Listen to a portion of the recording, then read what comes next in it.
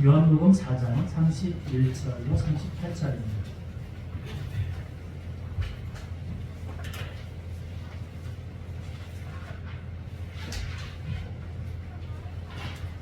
요한복음 4장 31절로 38절까지 말씀, 신약성경 148페이지입니다. 찾으신 줄 알고 제가 공개하겠습니다. 그 사이에 제자들이 청하여 이르되 랍비여 잡수소서.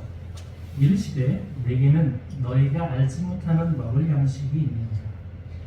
제자들이 서로 말하되 누가 잡수실 것을 갖다 드렸는가 하니 예수께서 이르시되 나의 양식은 나를 보내신 이의 뜻을 행하며 그의 일을 온전히 이루는 이것입니다. 너희는 넉 달이 지나야 추수할 때가 이르겠다 하지 아니하느냐.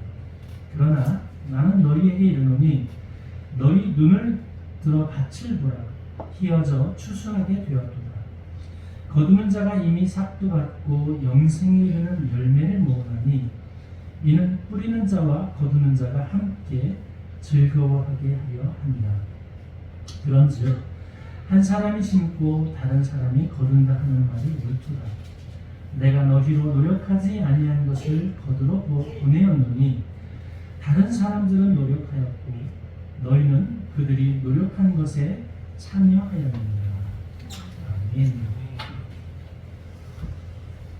오늘 2023년도 궁극표어가 바로 이 말씀, 요한복음 4장 35절 눈을 들어 밭을 보라 이렇게 있습니다. 여기서 말하는 밭은 사람의 밭을 이야기하는데요. 오늘 말씀을 통해서 궁극표어에 대해서 좀 더 가까이 다가가서 오늘 하나님의 표어대로 잘 실천하시고 표 말씀을 통해서 우리를 이루어주시는 하나님의 축복과 함께 소유하실 수 있는 그런 시간 되시기를 소망합니다. 먼저 우리가 살아가면서 조금 어색한 삶이 좀 있습니다. 어떤 분이 이제 열심히 달리기 마라톤을 하기 위해서 준비를 했는데 앞에 이제 번호를 딱 받고서 열심히 달려갑니다. 달려가는데 이분이 열심히 달려가다 보니까 목이 마릅니다. 옆에 있는 물을 지나가다가 옆에 있는 물을 아이가 먹고 있는 물을 갖다 뺏어서 자기가 먹고 주고 달려갑니다. 조금 있다 가다 보니까 이분이 너무 좋아했나 봐요. 좋아하는 음식이 있으니까 냄새가 너무 갈비 냄새가 너무 좋으니까 갈비 냄새에 굽는 걸 한참 쳐다보면 다시 달려갑니다. 조금 있다가 가다 보니까 어떤 어르신들이 이렇게 장기를 두고 있는데 장기를 이렇게 보니까 장기판에 제 혼수를 두면 이길 수 있는 그런 멸책이 탁 떠올라서 고민하다가 진짜 혼수를 두고 다시 달려갑니다. 여러분 이 모습을 보시면 어떨까요? 아주 굉장히 자연스럽죠.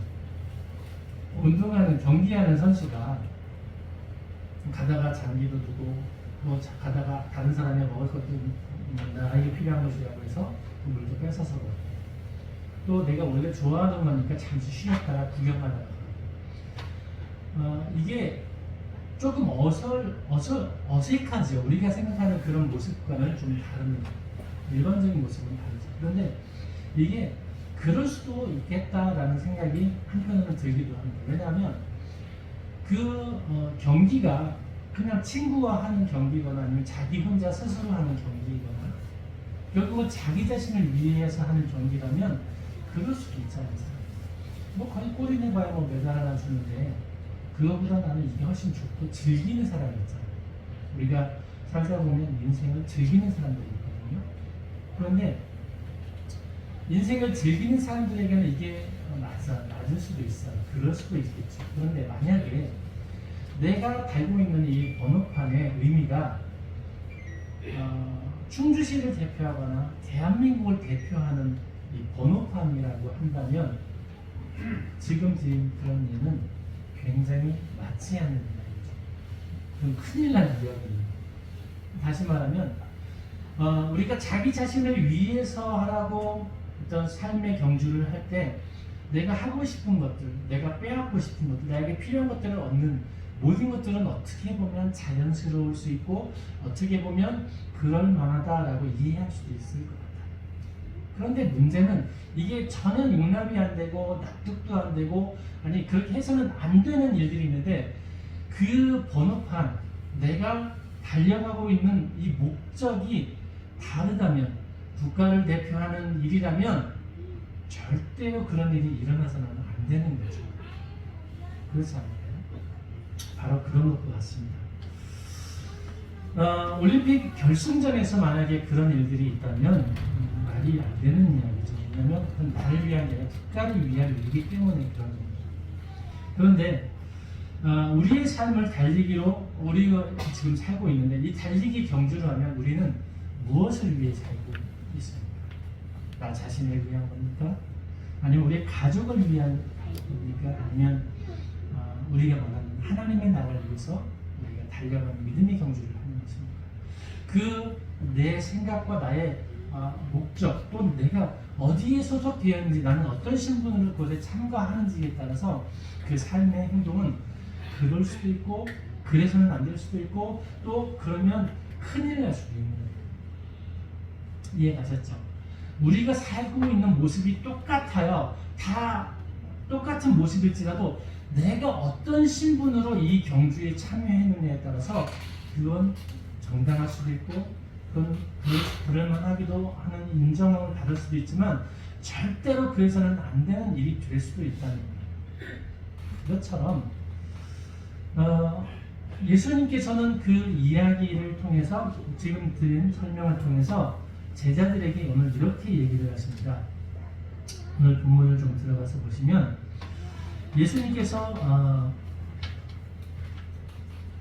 30절에 31절에 그 사이에 제자들이 청하여 이르되 그 사이에 제자들이 청하여 이르되 랍비여 잡수소서. 근데 그 사이가 이 사이는 어떤 사이냐면 이 조금 전에 수가성에 있는 사마리아 수가성에 있는 이 여인에게 대화를 했어요. 대화를 했는데 이 여인이 예수님을 만나고 무엇인가를 깨달아 알게 된 거예요. 그리고 나서는 그 깨달아 알게 된 것을 가지고 자기가 싫어하고 자기를 미워하고 인정하지 않는 곳에 와서 보라, 이 예수라고 하는 사람이 선지자가 아니냐, 메시아가 아니냐. 왜냐하면 나의 모든 감추어진 비밀을 그가 알고 있기도 하고 이제는 내가 그것에서부터 자유하게 되었다라고 하는 그 간증을 통해서 많은 사람들에게 이야기하고 있는 그 순간에 그 사이를 이야기하는 거예요. 그 사이에 제자들이 와서 예수님에게 선생님 이거 좀 잡수시죠. 때가 되었으니까 잡수시죠. 라고 제자들이 시내에서 먹을 것을 준비해서 가져다 드린 거예요. 그랬더니 그 순간 예수님이 이렇게 말씀하십니다. 이르시되 내게는 너희가 알지 못하는 먹을 양식이 있다.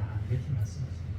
그러면서 그 양식에 대해서 설명하시기를 예수께서 34절에 나의 양식은 나를 보내신 이의 일을 뜻을 행하며 그의 일을 온전히 이루는 이것입니다. 그러니까 하나님 예수님께서는 내가 지금 먹을 양식은 무엇이냐? 나는 내가 육체를 위한 삶을 산다면 지금 배고픔을 면하는 게 우선순위가 있겠지만 그런데 나는 지금 그게 우선이 아니라 하나님 나라의 아들로서 이 땅에서 메시아의 신분으로 내가 여기 있다. 그래서 그 여인을 위해서 여인을 구원하고 영생을 주는 그 일을 내가 했다라고 하는 예수님의 신분이 달라진 거예요. 제자들은 예수님을 육체의 배고픔으로 이야기를 해서 육체의 배고픔을 면할 수 있는 음식을 갖다 권해드리는 거죠. 그런데 예수님은 양식을 뭐라고 하는가 하면 나는 지금 그 신분은 내가 배고픔을 느끼는 육체적인 신분이 아니라 하나님 나라의 영광을 위해서 살아가는 그 일이 지금 나는 그 신분이 더 소중하다고 이야기를 하고 계십니다. 이해하시죠? 그러면서 이렇게 제자들에게 풀어주십니다. 35절을 보시면 너희는 넉 달이 지나야 추수할 때가 이르겠다 하지 아니하느냐. 이 얘기는 유대인들의 속담이에요. 사람들이 넉 달마다 추수하면 좋겠다. 추수가 있으면 좋겠다. 왜냐하면 그때 당시에 저장할 수 있는 능력들이 한계가 있다 보니까 뭐 3개월 지나고 나면 음식이 맛이 없어지기도 하지만 상하기도 쉽게 상하기도 하고, 그래서 굉장히 염장도 발달하고 또 드라이시켜 건조시켜서 먹기도 하고 많은 일들이 있지만 맛은 덜하잖아요. 근데 사람들의 이야기가 넉 달마다 추수해서 먹으면 좋겠다, 좀 추수할 때가 빨리빨리 왔으면 좋겠다라고 하는 그런 뉘앙스의 이야기, 속담들을 하고 있는 거예요, 예수님은. 그러면서 야, 너희는 넉 달마다 추수를 하면 좋겠다라고 이야기를 하는데 하나님 나라의 편에서는 어떤가, 이 이야기를 하시는 거예요. 나는 너희에게 이르노니 너희 눈을 들어 밭을 보라. 휘어져 추수하게 되었다. 너희는 육신의 양식을 위해서는 넉 달마다 추수할 때가 오면 좋겠다라고 하는데, 지금 얘들아 봐, 지금 저기에 너희의 구원을 기다리고 있는 많은 사람들이 너희 눈에 이렇게 이 주변에 많이 있지 않니? 라고 이야기를 하고 계십니다. 이해가세요? 제자들은 육신의 허기를 위해서, 배고픔을 위해서 육신의 양식을 계속해서 이야기하고 있는 반면에, 예수님은 얘들아 나의 양식은 지금 그게 아니야. 봐, 지금 추수할 때가 돼서 휘어졌잖아. 이 사마리아 수가성에 있는 이 여인도 그렇고 우리 주변에 얼마나 많은 사람들이 메시아가 필요한지 몰라, 하나님의 구원이 필요한지 몰라. 너희가 그들에게 가서 이 말씀을 전하고 하나님의 평화를 전하고, 그러므로 이들이 평안과 안식안에 거하게 영생을 얻을 수 있도록 너희가 추수할 때가, 그것을 위해서 너희가 준비하는 때인 거야. 이렇게 말씀하고 계시는 거예요.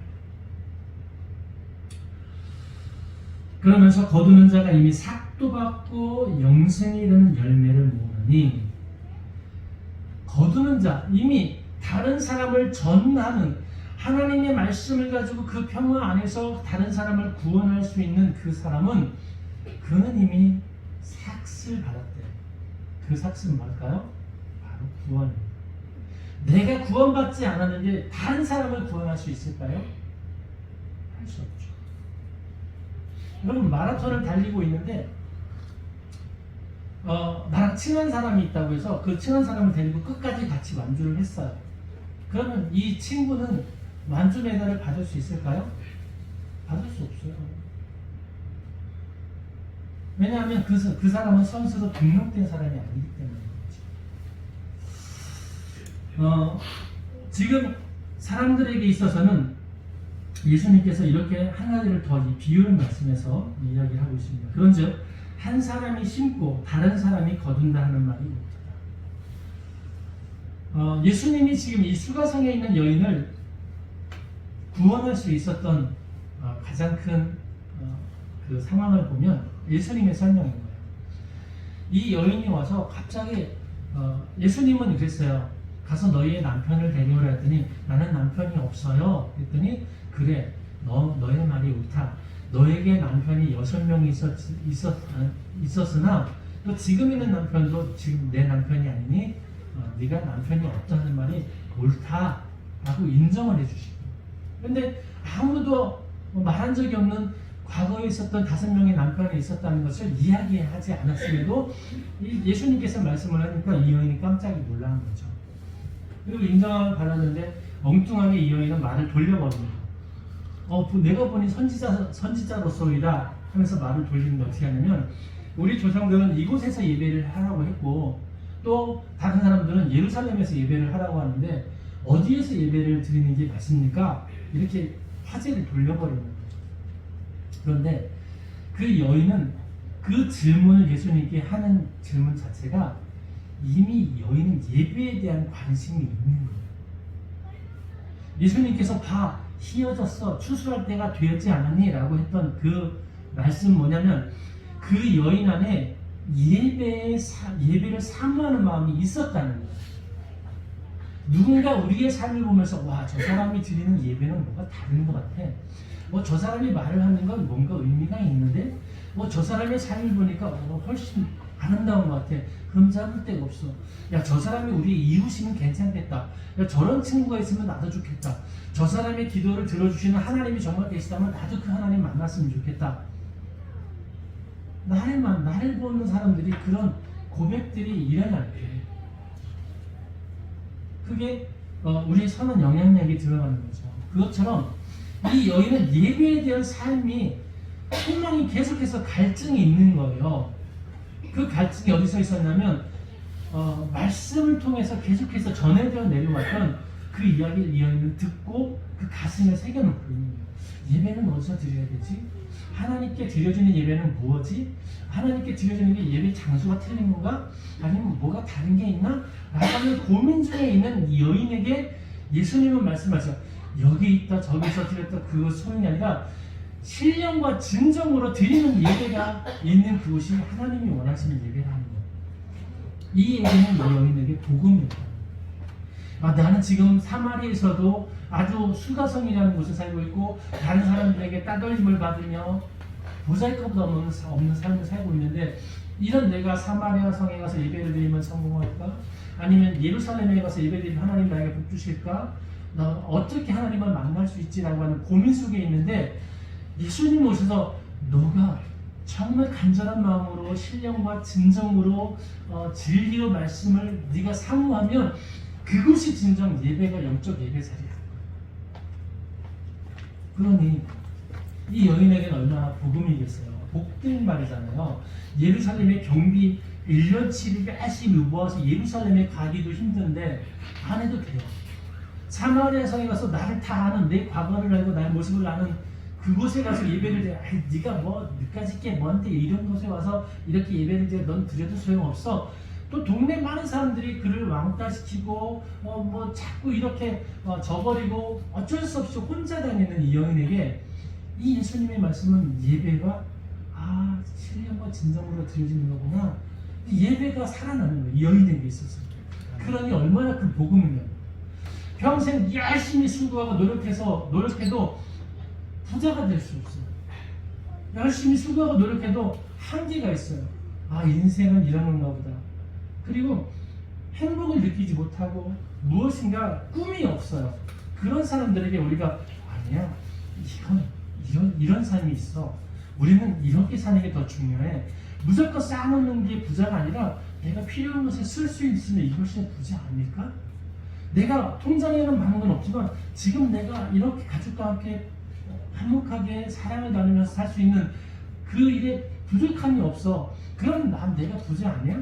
훨씬 더 좋은 거 아니야? 이런 말씀 근거를 하나님이 우리에게 원하시는 이런 가정이 되어지는 그 복음을 전해줄 수 있어야 되지 않겠느냐.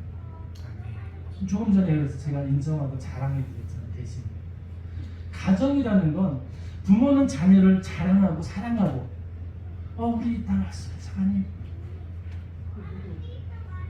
그리고 자녀는 부모를 싸움으로 하면 나이 드신 아버지는 싸움으로 힘으로 이길 수 있죠. 그런데 자녀가 부모를 어려워해드리 스스로 나의 부모님이니까 내가 어려워해드리고 더 권위를 세워드리고 내가 인정해드리고 하는 그 자녀의 그 마음이 있으면 그게 필요한 거예요.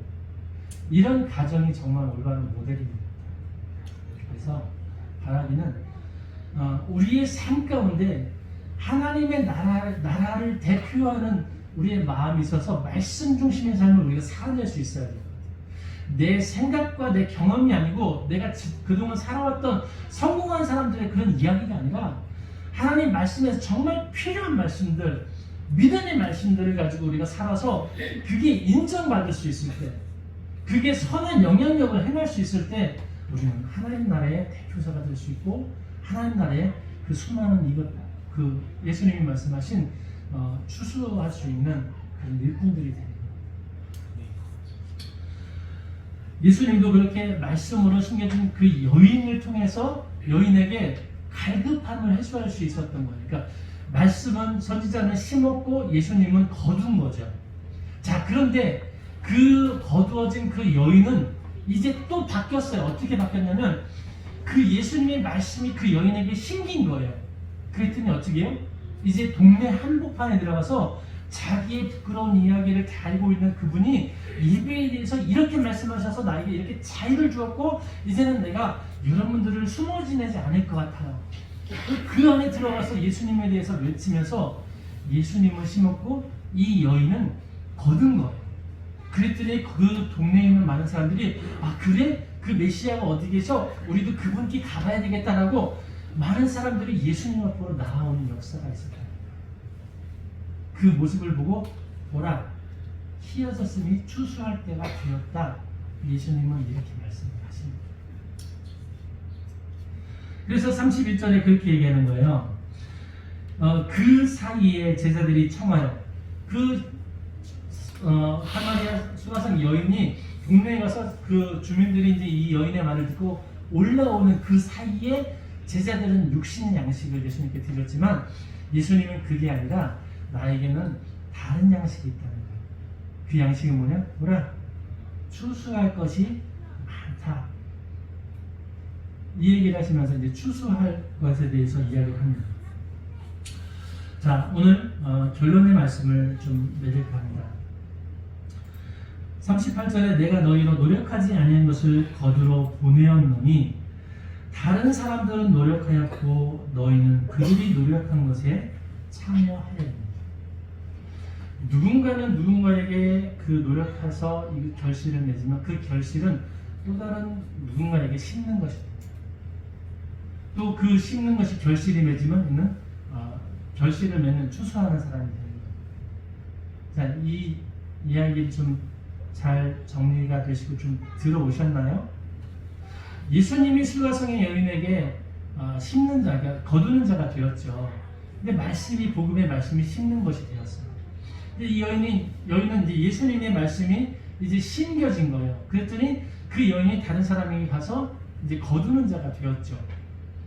오늘 이제 제자들에게 그 많은 사람들이 또 와서 제자들이 거두는 자가 될 거예요. 거두어진 그 사람들은 또다시 누군가에게 이 제자들은 심는 자가 되는 거고 이 동네 사람들이 와서 또 다른 누군가를 또 구원을 하면 이 동네 사람들은 이제 거두는 자가 되는 거예요. 제가 너무 복잡하게 얘기했죠. 제가 설교를 못한다는 거예요. 그래서 여러분들이 잘 알아들으셔야 돼요. 자, 그래서 오늘 요한복음 4장 31절로 38절의 말씀의 제목은 거두는 자가 함께입니다. 함께. 내가 영생을 받았으면 내가 거두는 자가 이 사람과 함께 다시 영생을 얻을 수 있다. 사랑하는 여러분, 올 2023년 눈을 들어 밭을 보시기를 주님의 이름으로 축복합니다. 아멘. 그래서 우리 구세군 남충주교에서는 어떤 밭을 볼 거냐, 그래서 세 가지의 밭을 결정을 했어요. 첫 번째는 우리의 마음의 밭이에요. 여러분 안에 영생이 있으십니까? 구원 받으셨습니까? 그 질문을 여러분들에게 스스로 해보셔야 돼요. 내가 정말 하나님을 의지해서 내가 하나님을 대표해서 이 땅에서 살고 있는 거냐? 올림픽 선수처럼 국가대표가 아닌데 국가대표가 되었으면 거기 출전할 수 있지만 내가 국가대표 선발이 안 됐는데 출전해도 메달 안 줍니다. 거기에 시큐리티가 이제 보안 요원들이 끌어내죠. 왜냐면 등록이 안 돼 있으면 끌어내는 거예요. 그러기 위해서는 인정을 받아야 돼요. 내 안에 구원이 정말 있는 것인지, 내가 추수할 수 있는 일꾼으로 세움을 받을 수 있는 자격이 있는지를 내가 봐야 돼요. 내가 하나님 나라에서 책임과 의무를 잘 행할 수 있고 또 선한 일을 위해서 준비가 되었다면 여러분 두 번째는 우리의 가정을 구원하는 거예요. 물론 우리의 두 번째 밭은 첫째는 내 마음이고요. 두 번째는 우리의 가정입니다. 우리의 가정에서 어느 한 사람도 그 생명이 아깝지 않은 사람이, 소중하지 않은 사람이 없어요. 여러분, 가정을 구원하지 않고 다른 사람을 구원하는 건 굉장히 이상한 이야기입니다. 처음에 제가 얘기 드렸던 마라톤 선수가 길거리 지나 남의 것을 빼앗고 또 내가 좋아하는 장기에 훈수를 두고 내가 할 수 있는 걸 하고 싶어서 해버리면 그 선수로서의 자격이 박탈되는 거예요. 그 모든 것 중에서 내가 해야 할 것들을 바르게 행해야 돼요. 그 첫 번째는 두 번째 같은 우리의 가정입니다. 그리고 우리의 가정에서 하나님의 구원과 구원의 역사가 일어나려면 세 번째로는 우리 교회의 가치입니다. 우리 교회를 통해서 이 지역 충주 땅에 있는 많은 사람들이 구원을 받고 또 이곳에서 하나님을 만나서 영접할 수 있는 기회가 열려지기를 소망합니다. 아멘. 올 2023년은 첫 번째 나의 마음의 밭, 두 번째 우리 가정의 밭, 세 번째 이 충주 지역을 우리에게 맡겨주신 우리 교회의 밭입니다. 이 밭을 잘 가꾸셔서 이 밭에서 넉 달마다 추수할 때가 일어났으면 좋겠다 했던 제자들보다 더 자주, 더 많이 오늘 첫 번째 오늘 열매가 되시기를 소망합니다. 아멘. 그래서 제가 이제 자랑을 좀 많이 해드렸고요. 와주셔서 너무 감사하고, 그러나 단회성이 아니라 이 모습이 끝까지 계속해서 이어졌으면 좋겠습니다. 늘 하는 이야기 한 번 더 드립니다. 저는 결코 좋은 사람이 아닙니다. 그런데 여러분들에게 저를 물어보면 저를 참 좋은 사람으로들 많이 봐주시는 것 같아요. 그래서 제가 결심한 게 있죠. 평생 여러분들을 만나면 그 순간까지는 평생에서 그렇게 저를 가리고 살겠다. 끝까지 포장을 제가 벗기지 않고 이 모습 그대로 제가 연기라도 잘할 수 있도록 해보려고 한다. 우리의 인간의 습성은요, 흙탕물과 같아요. 아무리 맑은 것처럼 있어도 발자국이 하나 나오면 그 흙탕물이 요동치면 밑에 있는 흙이 그대로 흙탕물이 되어버리는 것처럼 사람의 마음은 똑같지 않겠어요? 저도 역시 똑같더라고요. 그래서 그렇게 안 되기 위해서는 항상 긴장을 써야 돼요. 긴장하는 척. 여러분들은 절대로 안 들키려고 해요. 선임만 선배님 저한테 들키셨어요. 서로 이렇게 따님하고 사랑을 나누시는 거 들켰어요. 막내딸이 경기도 가는데요. 아빠 태우고요. 네. 해구로에서요. 네. 경주까지 갔다 왔어요. 아이고, 먼 여행을 다니죠. 태우고. 그러니까 명절 때마다, 결혼식 때마다. 예. 아유, 너무들 잘하세요. 네. 돌아왔어요, 제가. 아버지까지 그래요. 이따가 예배 끝나고 떡국 많이 좀 떠서 드리세요. 같이 맛있게 드세요. 네, 부탁드립니다. 여러분, 올 한해 새해 하나님 안에서 복 많이 받으시고 그 복 받은 복 또 마음껏 나누셔도 부족함이 없는 복된 한 해 되시길 소망합니다. 아멘. 기도하겠습니다. 사랑의 아버지 하나님, 감사합니다. 하나님께서 우리에게 주시는 그 축복의 말씀을 통하여서 우리의 삶이 변화된 것처럼 이제 우리의 삶의 평안과 안식과 그 기쁨이 항상 넘치게 하시니 감사합니다. 어렵고 힘들 때 서로를 돌아보며 함께 할 수 있는 그 믿음의 지체들이 늘 우리 안에서 함께 머물게 하시고, 또 내가 어려움을 당하고 있는 우리 지체들을 위해서 함께 나눌 수 있고 헌신할 수 있는 귀한 믿음의 때가 있게 하여 주시옵소서. 그 사랑하는 마음이 있을 때 가능한 일들이 우리 안에 일어나고 우리 안에 정말 아름다운 열매로 또 다른 사람들에게 아름답게 비춰질 수 있는 그 은혜도 허락하여 주시옵소서. 이곳에서 풍성한 은혜가, 예배의 열매가, 또 구원의 열매가 끊어지지 아니하며 계속 일어날 수 있는 복된 하나 되시기를 간절히 바라고 원하며 예수님의 이름으로 기도드리옵나이다. 아멘. 다 같이 자리에서 일어서서요, 함께 552장 함께 찬양드리는 중에